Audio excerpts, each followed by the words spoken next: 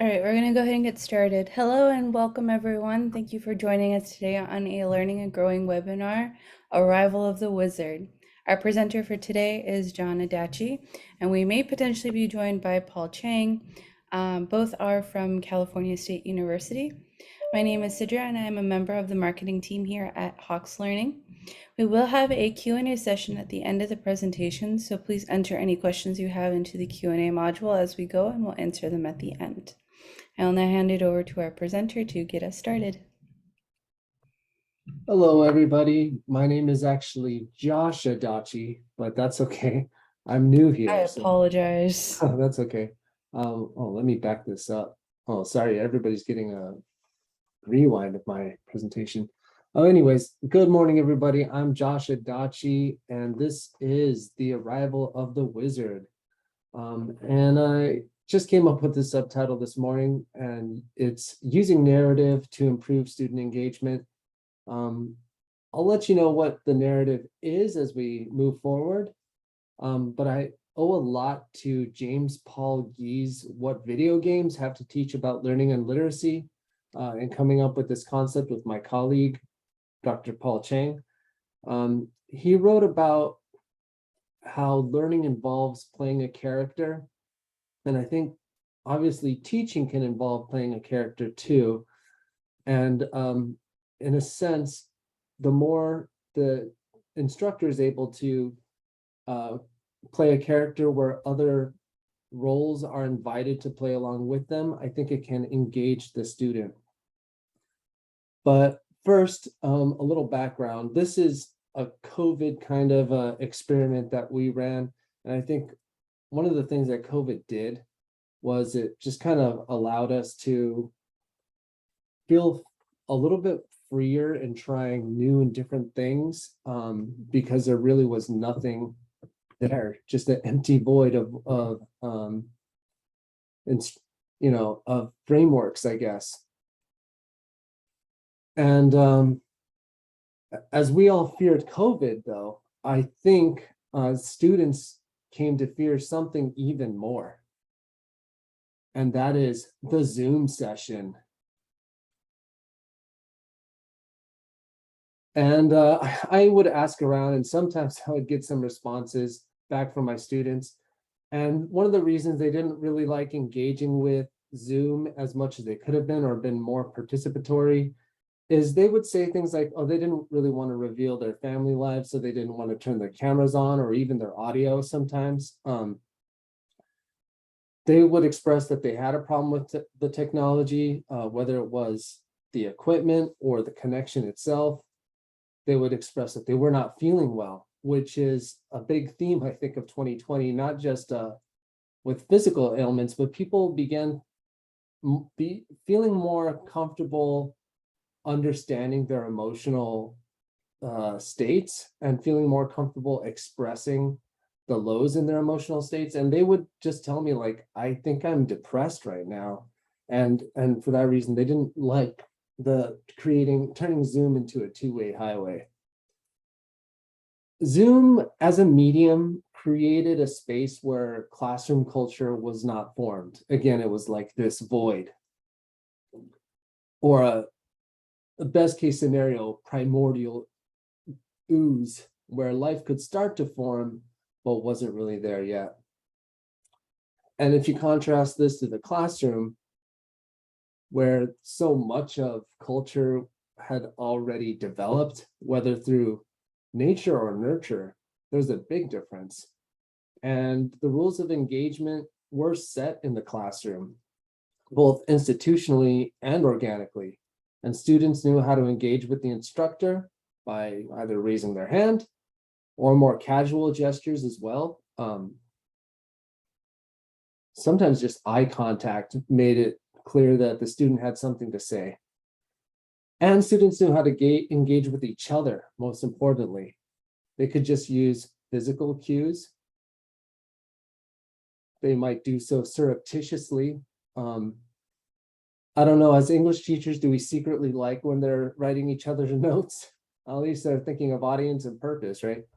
And also subtly. And that was pretty much lost, I think, in Zoom. you either were the center of attention or it's like you weren't there. And I really got the sense that Zoom removed the students' ability to settle in with each other, removing culturally constructed methods of sharing space.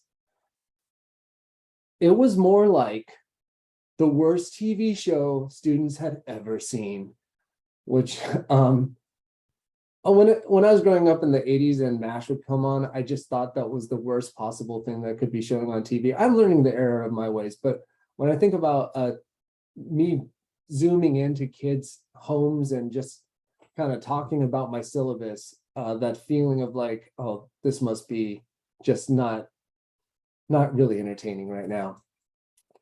So we thought of this idea of a wizard, and the wizard is an interactive kind of program that you can put together with other teachers. And this other teacher could act as a sort of special expert on a certain topic. They could act as a sort of rare occurrence that happens in your class and kind of brightens things up. And it's also potentially, hopefully, a fictional character. I'll get into that in a bit. I recommend that you invite a wizard to join your class or your office hours from time to time. This wizard can be used to provide help on a student's writing, give a presentation on a writing concept, and have a conversation about the writing topic. And I think probably the most important thing they do is they create this dialogue, turning Zoom from the worst TV show the students had ever seen to the worst TV show students had ever seen, but that was at least trying. When I worked with Paul Chang as a wizard in my class, it improved the flow of conversation. Actually, students became more involved. I stopped rambling so much. I started to measure my words and my input, and it created the possibility for spontaneous jokes. It delivered some degree of production value, and the tiny amount of production value we put into it seemed to actually multiply in dividends. It decreases the pressure on students as well. I think suddenly they felt a lot less pressure from me to provide feedback because they knew I was getting feedback from another person. And very importantly, it brought new perspectives. They saw that there wasn't only one way of doing things necessarily. There were different, I mean, behind obviously they could see behind the curtain and that it was just another teacher wearing a wizard hat. But they could see that different English teachers in the university might have their own way of teaching and their own perspectives on the value of writing and the value of different writing elements as well. Finally, it reminded students of the university as place. And Paul and I actually are publishing an article in Computers and Composition, which isn't really about the wizard. It was about sharing a certain office hour a week, which could be kind of like, could coexist alongside the idea of the wizard. If one of the people sharing the office hour wants to act as wizard, that's always helpful. But the point is that during Zoom or during lockdown, we wanted to remind the students that the university wasn't just a bunch of tasks that were being given to them by different people, but that the people themselves functioned within relationships in a university community. There was just a kind of feeling that I would get when I used to go to university, that there were classrooms that I wasn't a part of, but something was happening. Learning was happening with other people, with other teachers, and it just sparked my curiosity. It just opened possibilities. And I wanted to remind students that there were all these other brains on campus and that relationships existed between those brains. So how do you use the wizard? Well, I recommend that you build the wizard into your syllabus, mark out days when the wizard might visit, and you can put like a little sparkly magic or an asterisk on that date on your calendar. And I recommend you return the favor if one of your friends who works at the university with you drops into your meeting as a wizard, you can be their wizard. And I also recommend that you role play a tiny bit. I mean, I know this part was probably might initially seem embarrassing, but visual cues like a wizard hat, linguistic cues, such as saying that I was going to be like teaching them a new spell or something like that to help them with their essays, all kind of helped, and it seemed to engage the students a little bit. I definitely saw with the students who did have their videos up, you do see smiles. It is goofy, but at least it's something, you know, and in the void of Zoom where it might feel like nothing is nothing is, I don't know, fun. It definitely, I felt appreciated. I'll just say that when I was a wizard. And my student, when Paul would drop in on my classes, my students definitely expressed appreciation as well. Here's an example. The student or the instructor could sense an unnatural entity in the air. Suddenly they start talking about this unnatural entity, and then they'll let the wizard drop in. And suddenly a man or a woman with a wizard hat can come in and teach a spell called, for example, attention getters. The instructor and the wizard could then converse over the concept using examples from a common reading, then make an attention getter of their own. After fielding questions, the wizard disappears, but promises to appear during the instructor's office hours later that week. The results, everyone liked it. If anybody didn't like it, they didn't really say anything, but the majority was like, just seemed to be that everybody expressed gratitude to the wizard and to the professor for putting it together. This is an AI image I developed this morning. Looks pretty ugly. Anyways, but in conclusion, I think narrative, even a simple, silly, childish narrative, helps us to lock in to what's going on. And with the Zoom kind of acting as a sort of vacuum, it was just an anchor point for students to feel that they are somewhere. And that's all. That's all I have to say about that. But I'm happy to field any questions as myself.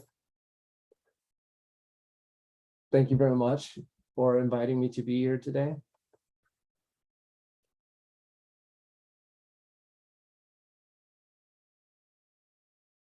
All right, we'll give people a few minutes to write in any questions that they have in the Q&A module or even in the chat, whatever you guys are more comfortable with.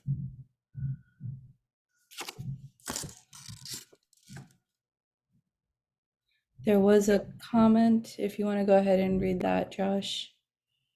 Sure. In the chat, the wizard could potentially be an embedded tutor or supplemental instruction leader at his institution.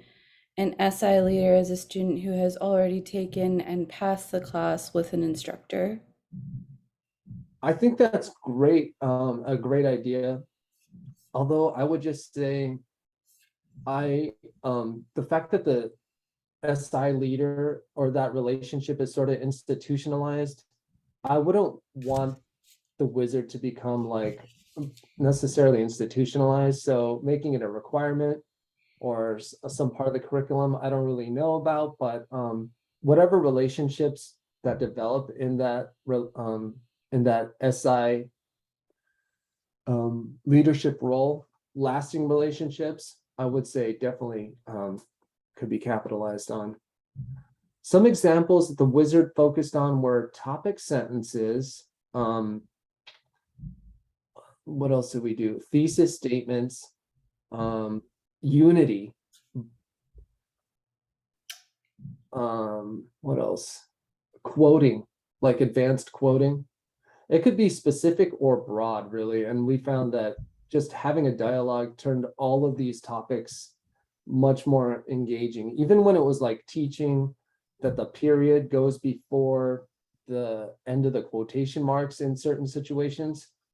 Um, it was much better as a conversation, as opposed to trying to deliver it as a rule or something.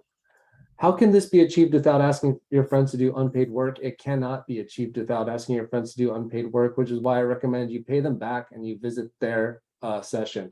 The only good thing the only way that you get paid, unquote, paid, quote unquote, is that your students will feel more engaged and their students will feel more engaged. And that's just the currency that you're using, really.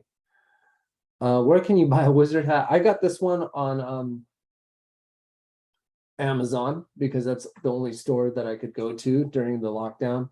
And I actually had the other wizards that I was working with, they had the same hat. So if I was I could actually reach into the hat and do a very low budget special effect and make that other wizard appear with the same hat that I had here, which is kind of funny.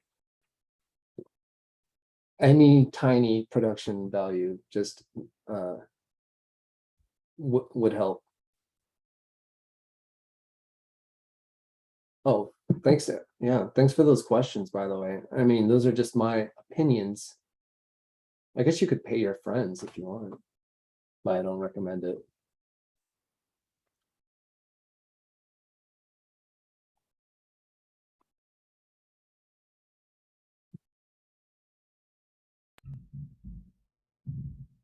I don't think this can or should be achieved institutionally necessarily. It is just an idea for, yeah. If you have the relationships that you can kind of capitalize on and you can make each other's lives easier, it's helpful. You know what though, honestly, I do think a very sweeping change in the way online learning was done would have been helpful. Like, for example, I was teaching 3 classes back to back on Zoom, and I stuck with the times that were given to me. However, I'm positive that if I had team taught those 3 classes, or team taught more classes even at once, all of our times would have been better spent. I wish that the institution kind of promoted team teaching a lot more, because I think whenever possible, creating or like having a dialogue with somebody else can be entertaining, especially in a remote setting.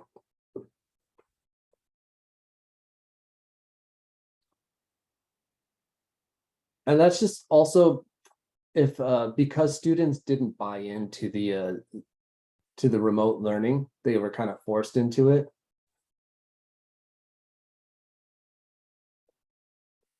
But even when students do buy into the remote, as they will increasingly do so, I think all the everything you can do to up the production value is going to be appreciated.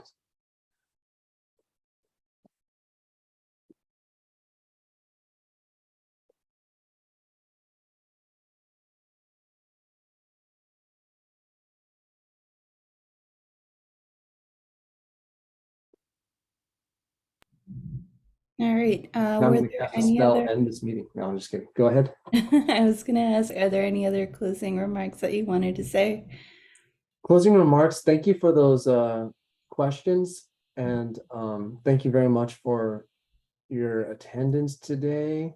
I don't know. I just hope to see a lot more.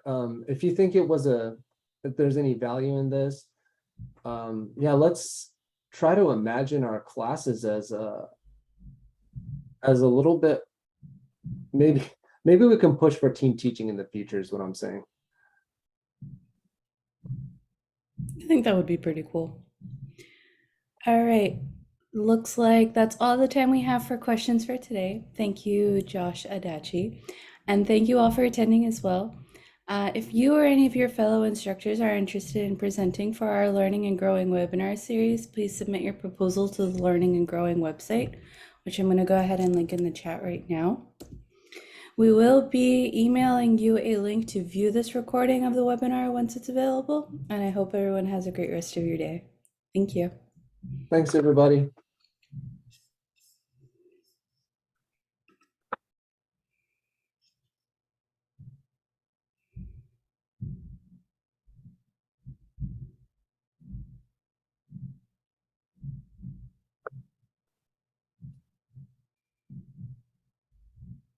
Alrighty.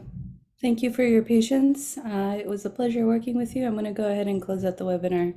Okay, thank you. No problem. Take care. You too.